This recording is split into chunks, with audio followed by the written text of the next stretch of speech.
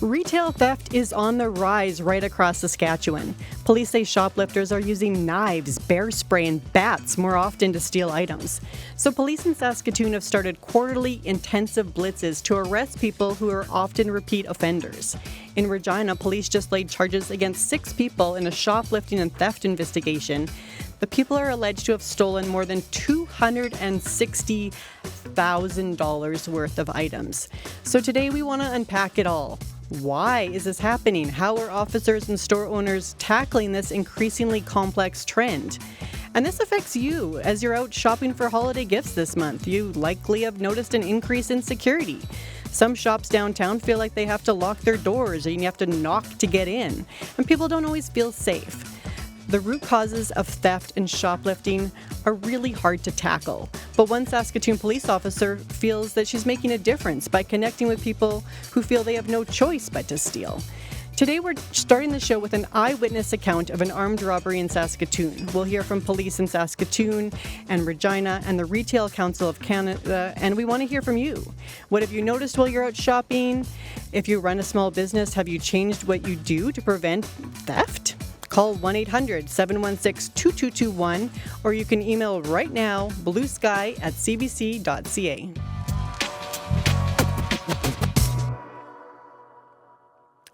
Nancy Broughton was mailing some packages at Shoppers Drug Mart in Saskatoon when a masked man entered the store with a knife, demanding the clerk open the till.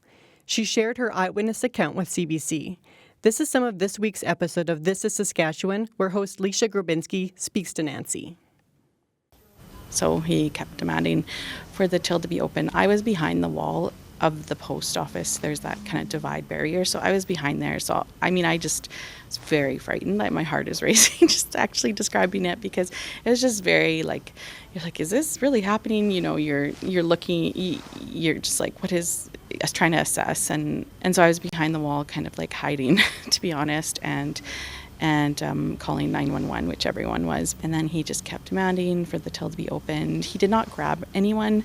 At that point, a lot of people were in the store and they all came rushing to the front. So talking all the pharmacists, all of the, any customer in the store. So 20 guys kind of surrounded him in a circle and were just kind of swearing at him back and being like, what are you going to do? So he wasn't getting what he wanted, and then this crowd was kind of surrounding him and just saying, get out of here. And he grabbed a bunch of electronics and left. It was 3 p.m. on a Thursday afternoon. And this is 4 blocks from Aidan Bowman School. So, kids could have been in there. There was lots of people in the middle of the day. So obviously he was probably using something on drugs and not thinking rationally and just coming in and wanting quick cash, and didn't have a jacket on. He had a buff pulled up, but it wasn't it didn't look like it was really prepared. So it must have been I just want this now sort of thing.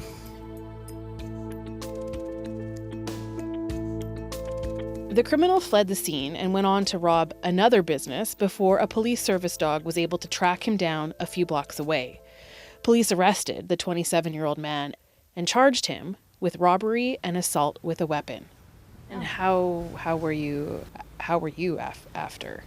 Just really shaken up. You're kind of can't believe it, that it just happened, but also thankful that nothing worse happened, and just kind of kept going. I was the poor gal at the till, she kind of was checking someone out a few minutes later. I'm like, you should take a break and a big thing just happened. You know what I mean? And so she was, and then they were needing to give a report to the police and stuff. So I just mailed my boxes and then chatted with the post office clerk. And obviously they had additional stories to tell that have things happening throughout the, years working there.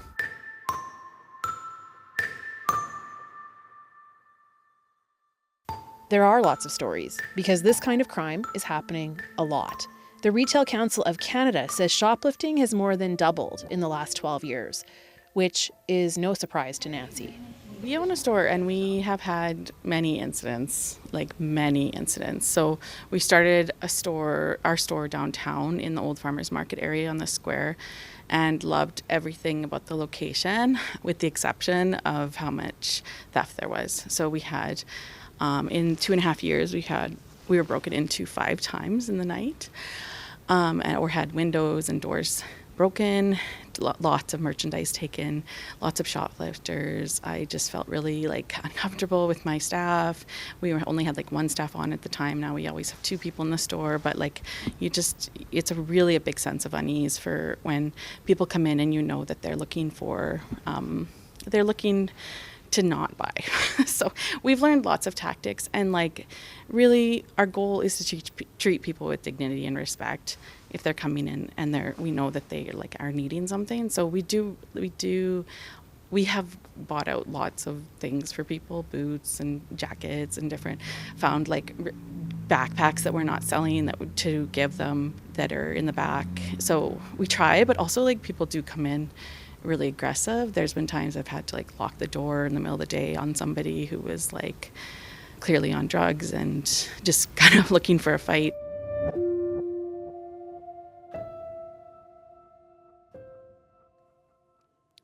Now that a few days have passed, Nancy Broughton has had some time to reflect on what happened and why it happened. This guy was desperate for whatever reason, whether it was to get money for drugs or whatever. Also, it's really cold and people don't have a place to live or eat. And there's a correction center, there's a jail that does feed and house you. I know that sounds crazy, but that is also the reality. That if he wasn't coming in violently, so if it's you're not doing a huge crime, maybe you are just looking for a warm place to sleep. I don't know, that's a wild thing to think about, but we also need to maybe think about that. So lots of food for thought there from Nancy Broughton, who lives in Saskatoon. That was an excerpt from the most recent This is Saskatchewan podcast, and you can find it everywhere that you find your podcasts. Thank you to Alicia Grabinski for that. Now, today on Blue Sky, we're taking a closer look at retail theft across the province. Rui Rodriguez is our guest today on the show. He's with the Retail Council of Canada. They track trends across the country when it comes to retail theft. Rui is RCC Executive Advisor, Loss Prevention and Risk Management. Rui, welcome to Blue Sky. It's a pleasure to be here. Thank you. And we're also joined by 2 members of the Regina Police Service. Sergeant Keith Malcolm is with the Forensic Identification Unit. Inspector Sean Fenwick is a Community Service Inspector. Both work with frontline workers and help, and they're joining me in studio right now. Welcome to you both. Good morning. Thanks for having us. So, Rui, I want to start with you. What was your reaction to Nancy's story? Sadly, Nicole, it's a very common story we hear across the country on a daily basis. Probably a few years ago, even 4 or 5 years ago, it would be an infrequent story when we talk about weapons and the aggressive behavior, although it occurred. But sadly, nowadays, it's a daily occurrence multiple times a day across the country. Sorry, go ahead, Nicole. No, well, there is violence, involved. There's weapons involved, which maybe it raises the stakes a little bit. How much more violent are shoppers these days? Yeah, very much so. Again, if I compare to previous, even going back 2-3 years ago, again, we have these type of incidents were infrequent. They're daily, and the type of weapons change. There's the physical violence, which somebody is using their own body and physically aggressive or whether it's verbal or physical, but the use of weapons like the bear spray, machetes, knives, in some cases guns, the rash of robberies that we're seeing across the country is just, it's a new pandemic. It's a new epidemic that we're dealing with. There is a crisis in retail right now. It's no longer just about shoplifting, and it's not about the simple theft.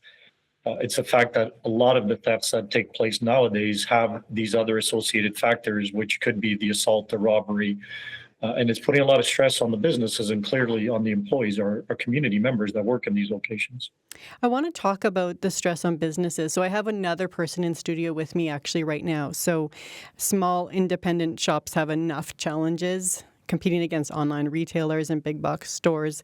So it can really hurt a business when they lose merchandise to shoplifting.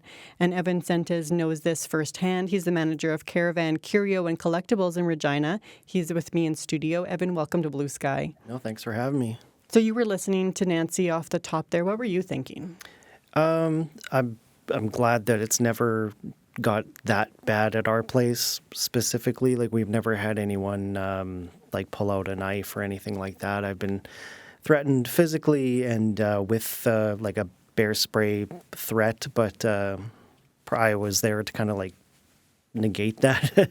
But everyone, there's so much the drug problem in the city is like a big thing. So I think that that's a huge contributor. And I know like our staff was very uncomfortable with our old location just because of how many addicts would come in and they don't behave like normal. So it's very unpredictable. So they never knew like, you open the door and it's like, what's the adventure today? Yeah, they might not be in their regular mind. Yeah. I just want to help our listeners maybe who aren't from Regina understand a little bit more about your business. So like what is your store sell? What kind of things do you have? So we say carry-on collectibles. So we try to just be kind of the weird store. Predominantly, like we're into like, monsters, that kind of thing. But so we kind of adapted to be like the horror store. So we sell lots of like, just alternative culture, I guess you could say. And also pro wrestling, because that kind of fits in there too. But a little bit everything, clothing, action figures, pins, air fresheners, cards, like so many things. So more on the wants list, less on the needs. You're not having We do food. sell coffee, so that's a need, I think, for a lot of people, yeah. Essential service. So tell me a little bit about just what your experience has been like as a business with shoplifting. Yeah, so this is the first time I've opened like a storefront business, so it's a huge learning curve in that itself. And I know at the beginning, my wife, she also is the owner of it, and we've talked about like what we should put behind cases and da-da-da. And at first I know she was very like, we should put everything like, in cases and stuff. And I was very ignorant and was like, no, I want to like It's for people to be able to pick things up and look at it, right? Yeah, I'm a very like hands-on experience, and like that's kind of our goal is to create kind of an experience for people. So just walking through like these glass cases, like it's not a museum, it's like pick up and like, oh, this is my size or whatever. And so we started out and we didn't have cameras or anything. And eventually, people came in and you start to realize like, the warning signs of like this person might be on this or this person's not quite, maybe mentally ill or whatever. And so you kind of start to look out for different signs, this person's a lookout. These people brought like 3 people in to distract you because there's only one of you working. And so we started noticing more and more things not where they should be. And so eventually we shortly after our first location, we moved to the front of the building where it was more visible for people going, oh, like I can go in here, like let's check it out. And the building was a pathway between like a back alley and like the Albert Street, like our main drag, so to speak. And so people would sometimes just come in. Yeah, like they were saying the girl from Shoppers there was saying about being like a warm-up place. A lot of people just come in and like they'd be freezing and I would be like, yeah, come in, warm up, but just leave your bag here. And so, we had to add cameras. We have 10 cameras now, and now it's escalated from like nothing in a case to now like there's lots of stuff in a case. 10 cameras. Like, what does that cost? It's a big expense for you, hey? It's an expense, yeah. It's obviously not the most expensive one you can get. Like there's definitely pros and cons to this one, but it's definitely been helpful for when we do either see theft like live on camera, or if we suspected that. A lot of time it's after the fact we go, yeah, something was here, like it was missing, and so we'd go back and oh yeah, there it goes in the shirt or whatever. And how much time does that take when you have to start going through old video? Oh, it's exhausting. Like especially going back to the quality of the security that we have, it's a pain in the butt to go back and like, oh no, you got to, because you only view 4 cameras at a time, so you have to figure out which angle's the best, and then getting that image and I save it, and then giving that information to the police when I file reports, so they have like identity. So I have like a video footage of them taking it, and then usually I have like another like good image of the person coming in and out, just so they get like a better profile of the person. Now, we have two police officers from Regina Police Service in studio with me today, and I'm curious, how often are you working from video from someone like Evan who had something on camera? They're like, this is who took it. We don't know their name necessarily, but how often are you using that kind of footage in your investigations? All the time. We receive on an average 6 reports of shoplifting or theft under $5,000 a day. So we're pretty busy. 85% roughly of those reports are coming in online or over the phone, and then they land on my desk. So a vast majority of the work, the investigation that we're doing is after the fact, and we rely hugely on those images and those videos, which thankfully, just due to increases in technology, it's getting better and better all the time. So it used to be, it's pretty blurry. Some kind of grainy footage, it's a human. Exactly. It's a bunch of pixels, right? But what a large part of our work involves stringing together multiple files where we have a repeat offender or offenders. We may not know who they are, but we know their image and we're able to link them.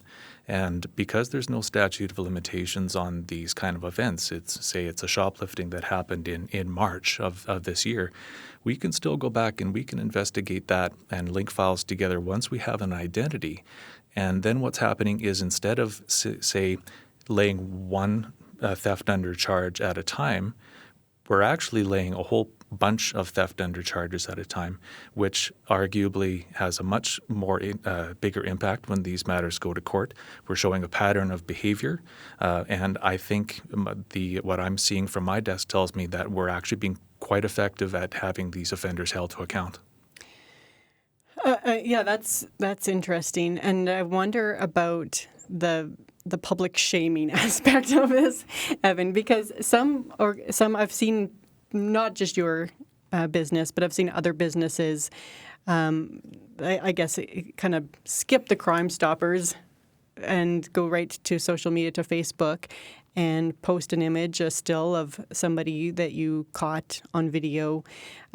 What kind of response do you generally get? I guess first, what goes into that thought of wanting to post that image?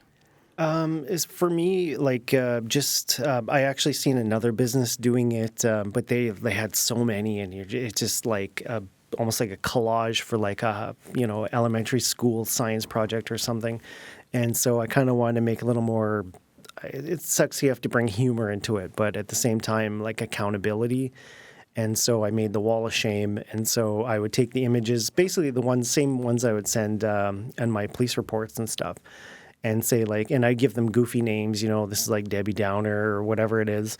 And then eventually I'd post it, and it would be probably, 15, 20 minutes later, my phone would just go off going, I know this person. I know their name. I know their address. We hate them on our block. They're just troublemakers, da-da-da.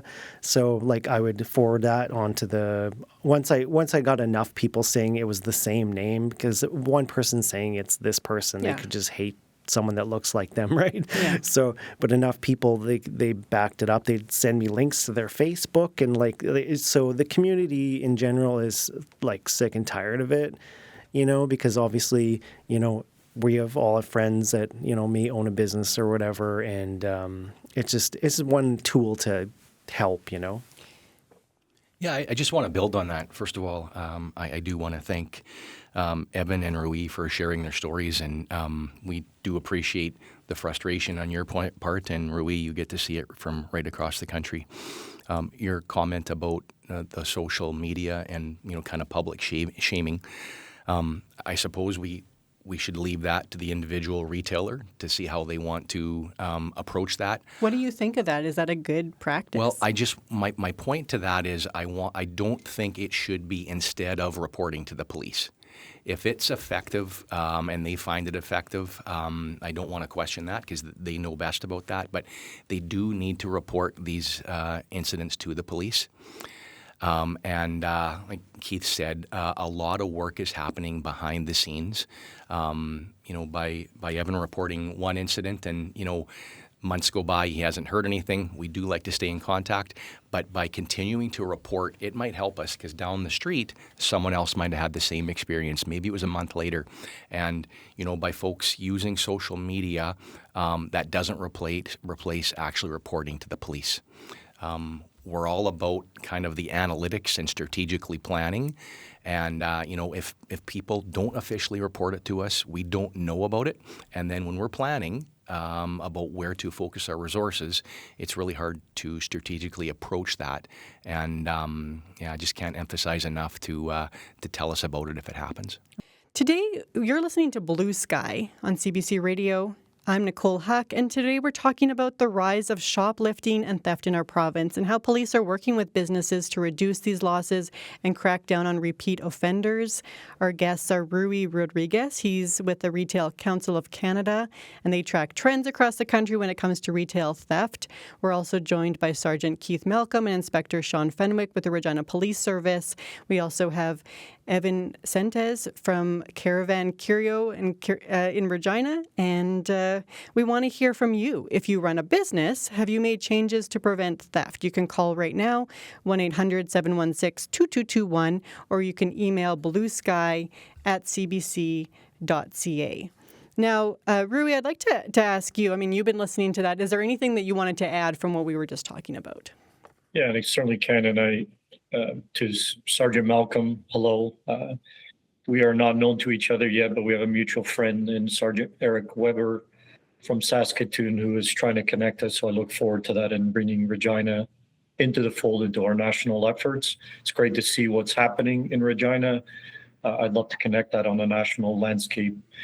Comments that were made on both, and I would probably take the middle ground, both from Evan and Kevin, Sergeant Malcolm's comments. The frustration is very apparent in business.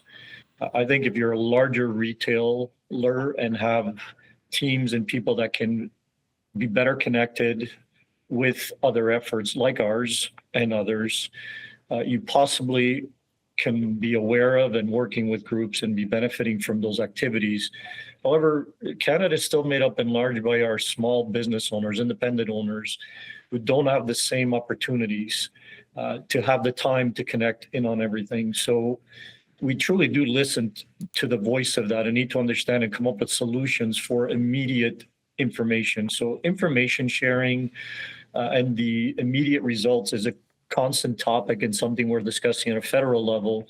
Appreciate that there are some police services that are much better at working with business communities to do the work, to look at the criminal, not just the shoplifting, and to look at the repetitive nature, work the investigation, accumulate that. And as Sergeant Malcolm said, put that together for a bigger package for the prosecutor that might have more significant consequences. However, by and large, today still, retail crime is perceived as a property crime, a low-level crime, a shoplifting incident, and prosecutors treat it that way. And therefore, the individuals coming forward, if that work is not done to put it together, it's a constant revolving door, and it could be an individual. And we've had examples with folks that have greater than 120 incidents in less than a year, have been arrested, charged, and have not seen a day of jail. And the disposition is typically a no-go and a promise to appear in court, which never comes to fruition because Jordan limits get reached. And we need to send a much more significant message. So I applaud those police services that are applying some more logic to the fact that look at the criminal versus the incident type and build those files up. But there's still a lot of work to be done to make a change in that regard. Yeah, I'm sure both of you are wanting to jump in there. Is it frustrating you said how many? 127? Are there cases where you see repeat offenders that you know by name because you've dealt with them so often? And I would just add really quick, Nicole, is across every major jurisdiction that we work with, we have a task force. There's 36 police agencies on that task force. When they collaborate, there's the 10 or 15 that everyone knows. The prolific offenders are connected to ORC in a smaller scale.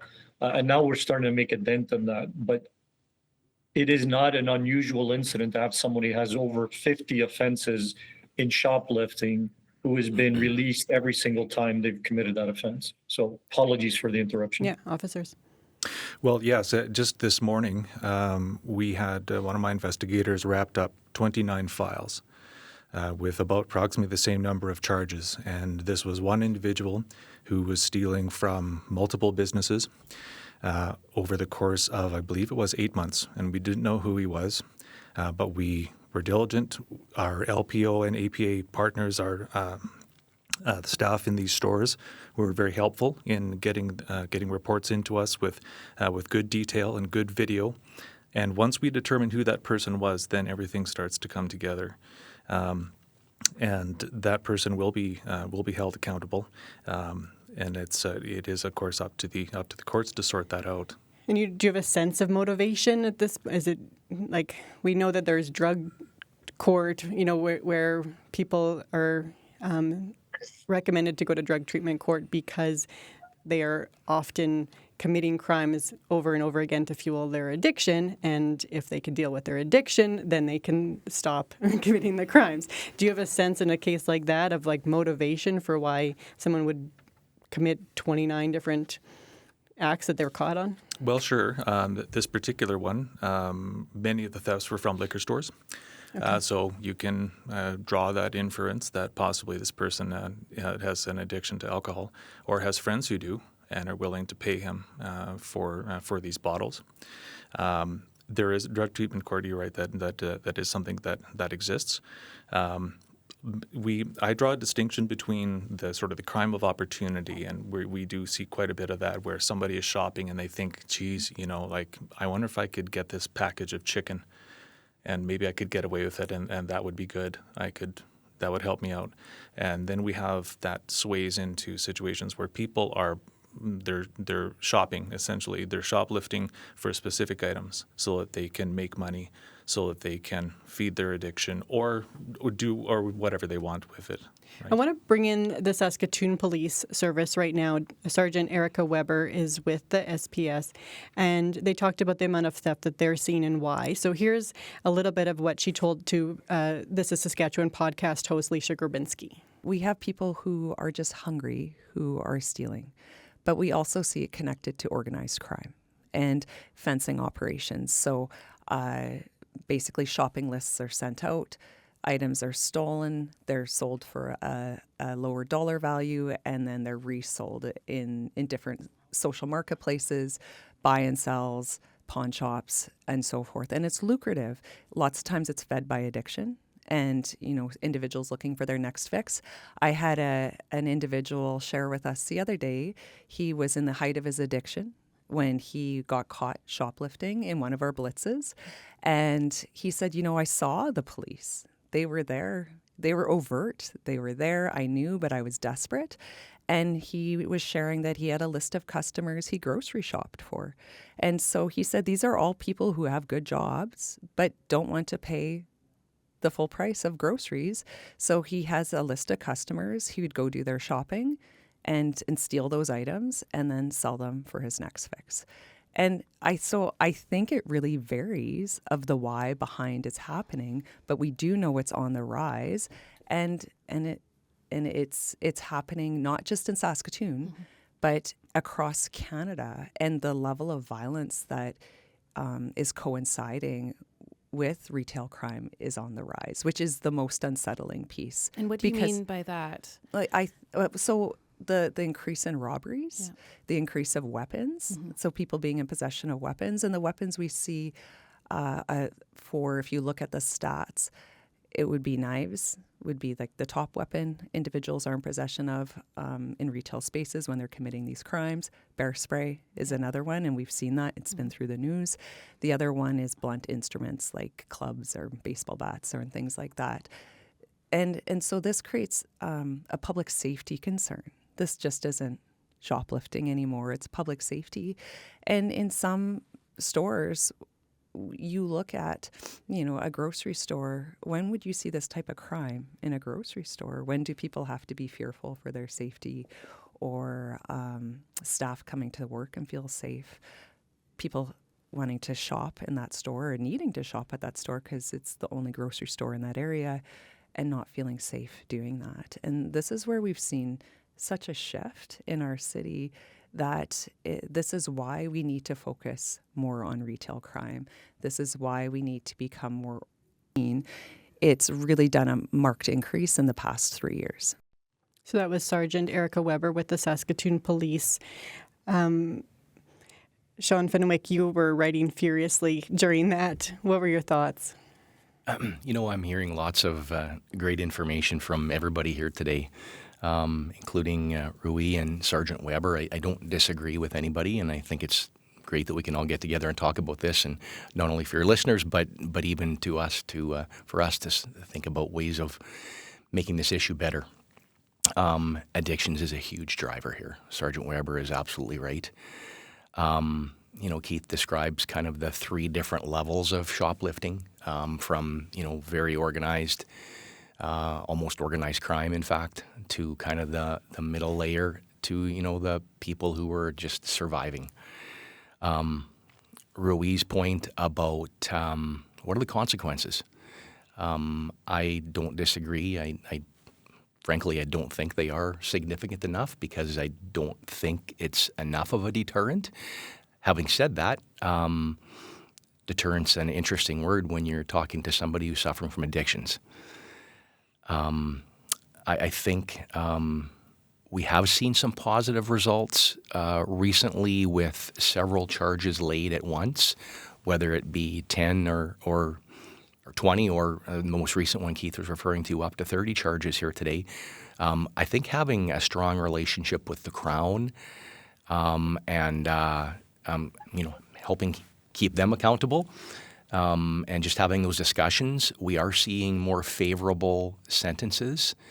What does that mean, favorable sentence? Sentences up to 9 months, a year or more. We've had examples of that when, those strong files are put together. Keith and I were talking about that just last week, in fact. And do you find that when people come out maybe after those 9 months that have the root causes of what they were doing, why they were doing the crime before, have those been dealt with when they're spent some time in jail? Definitely not all the time, no. There's good news stories for sure. I know Sergeant Weber talked about some of those in her podcast. There's some good news stories, but when they come out as well, part of good policing is understanding when offenders are back in our community, and we're able to monitor them a little bit closer, especially after a more significant sentence. I also want to build on Rui's point too. We are seeing increased violence. Keith and I can say in our 20 or more years of policing, shoplifting today looks different than it did 10 years ago or 20 years ago. A little self-disclosure, I have 3 children who have worked in the retail business, and I hear those stories that Rui and Evan are talking about. So I think another really important part here is employers have a role as well to educate their staff as well. Have my daughter was, she saw something, and what do? Well, you need to talk to your manager about what you saw. Can you talk about that? Like what happened? Yeah, theft, strange behavior, and obviously, folks. What do you tell your daughter if she's working in retail? Do you say do something right then, or do you say no? You go see your manager. Don't do it yourself. Okay, let's go to the manager here. I give the same advice. Yeah, my staff have constantly been in contact with me saying, like, I think someone just stole something. Like, what do I do? And so it's kind of every situation's different. Like my staff hasn't been physically threatened or anything like that. But you have had times when they have felt unsafe. Yeah, because a lot of the addiction issues and stuff like that. So there'll be people coming in and they're talking nonsense about demons and whatever else, and then there'll be other people where they just kind of flump over and do that flop and kind of like go to sleep. They kind of wake up and like they can't. I don't get them to go to them and be like, hey, like you need to leave kind of thing. You just kind of have to, and if it gets too long, then we have to call somebody to, come and maybe like escort them out or something because, You next want to thing. make sure they're okay. Yeah, also. because we've had a lot of overdoses happen like outside of our old location as well, which we've had to call, ambulances and stuff like that. And we just, we've treated everyone, with respect and like humans as we are. Everyone's got their issues and stuff. So just, if they're in just to warm up, like that's cool with us. Just, hopefully everyone's, safe. Yeah, we have one more, Just one more thought here. Yeah, just a crim law crash course from myself. If you're a retailer, you need to understand the difference between a theft and a robbery or assault with a weapon, because those provoke very, very different responses from police. And I think I could be confident saying across Canada, that's going to be the case.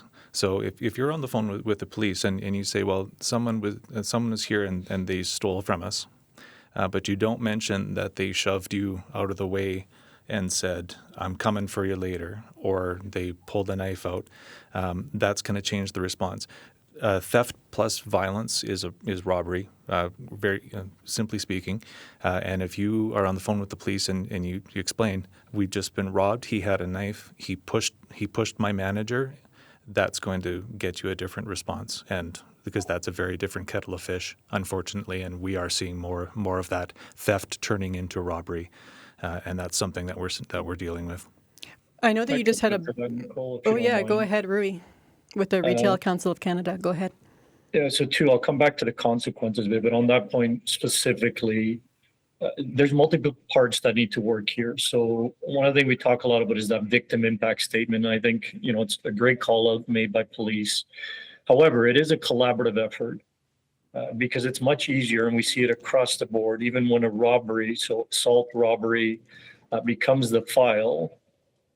We see a lot of prosecutors wanting to drop the robbery charge or to deal with the theft, to proceed quickly through the courts and wanting to plead it out, possibly because they don't have enough intelligence, evidence to support the robbery, and it's an easier plea. And that happens way too often. Now, that's the onus on everybody. The retailer providing, as was said, an accurate statement of what occurred, including victim statement from those impacted, whether it's the business or the individual, because it is not a victimless crime in those cases. And retailers fail at times to pronounce that in what is provided. I think police need to do a great job of asking that, getting that out, and sometimes it takes time, and there are other priorities. So to assess, is this strictly a theft, or are there other things that were involved in this matter, and then presenting that to the Crown, leading in the package. So we've been working a lot with that on both victim and community impact statements, because some of the cases that were mentioned and individuals that are hitting multiple retailers and a community involving violence, not just stealing, potentially being a disruption or interruption to business. It's getting the community to come together and work with police to make sure that's part of the statement, so the Crown sees a more compelling story, because it's too easy just to state on this date this was stolen, and if that's all the Crown sees, I can understand why they may want to not proceed with it. So it is a collaborative effort by everybody to make sure we tell the story of what actually occurred and don't take a shortcut.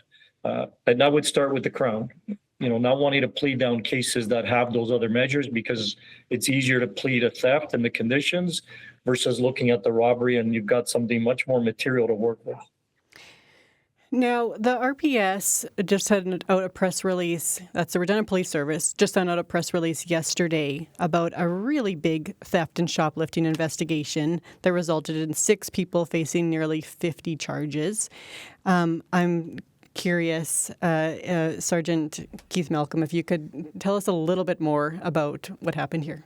Well, without getting into terrible specifics about this specific case, because it's before the courts, what you got here is an example of a tip of the iceberg, I think, where you've got what appears to be some relatively low-level thefts, and those are reflected in the charges that we see. But when good investigators get a hold of that string and start pulling over time with some good intelligence and some good work behind the scenes. Sometimes these things kind of blow up, and it turns into, hey, we're not talking about a handful of tools, for example. Well, let's talk about what actually was stolen here. I mean, these are some big things. This is not putting a bobblehead in your pocket. Like, tell me about some of the things that the charges are for. Well, we've got some thefts of trailers. You're not accidentally stealing a trailer. You're not walking by a trailer and thinking, Not often. I don't know. Maybe you are. Landscaping equipment, not something that's really easy to get away with. Some recreational vehicles. You need a place to put these things, and you're not stealing these things for your personal use. I would speculate that these folks didn't wake up that one day and say, it would be really good if I could get myself some landscaping equipment for the spring. They need a buyer and they need a market. So the thing that stood out for me from that press release was there was also stealing, trafficking, and purchasing stolen items, including groceries, high-end electronics, appliances, clothing, and tools. I mean, that's all over the place, from groceries to skid steers, ATVs. How could those possibly even be connected? Well, I think if you, Erica Sergeant Weber alluded to it pretty neatly in the earlier bit, which is there's these people are willing to steal, and there are people who are willing to buy product from them, and that once you're kind of down that path, so things can kind of snowball. So, is there a charge for buying something that you know is illegal? Yes, that would be possession of stolen property, either and how under or often over $5,000. do you charge people on that? Like, if there's no market, people aren't going to sell it. But how often do people get charged for that? Oh, quite often. Yep, it most often happens with vehicles. Your listeners might be familiar with that. You get caught with that stolen car. Maybe you don't get charged with the theft of the auto, but we can show that you're in possession of that stolen auto, and that goes that way. What responsibility do buyers have with like I don't know, where are these things being sold? Is it marketplace? Is it in the back of a van? I don't know. Like where would most of these things be resold, and what kind of onus or responsibility do buyers have to make sure that they know where things are coming from? I think when we talk about this most recent investigation that you're referring to, in putting it into scope in terms of the 3 levels of shoplifting and theft, this is a very organized group. I think in terms of buyers and buyer beware, I mean, you're buying a skid steer, you're buying a vehicle. It's a little bit about common sense, and if it's on Marketplace, you'll probably want to run the serial number. Unless the serial number's been altered, it's going to show that it's stolen. When you go to put a license plate in a car and it's been a stolen car, then, there'll be a flag immediately. But a lot of it is, social media, Marketplace, Kijiji, smarts, and if it seems too good to be true, it might be too good to be true.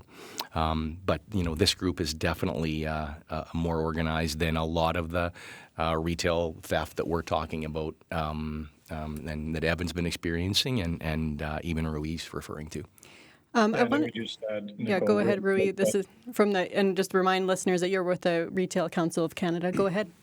Yeah, so a very good point made, but the distribution of the goods is what facilitates and makes it easy.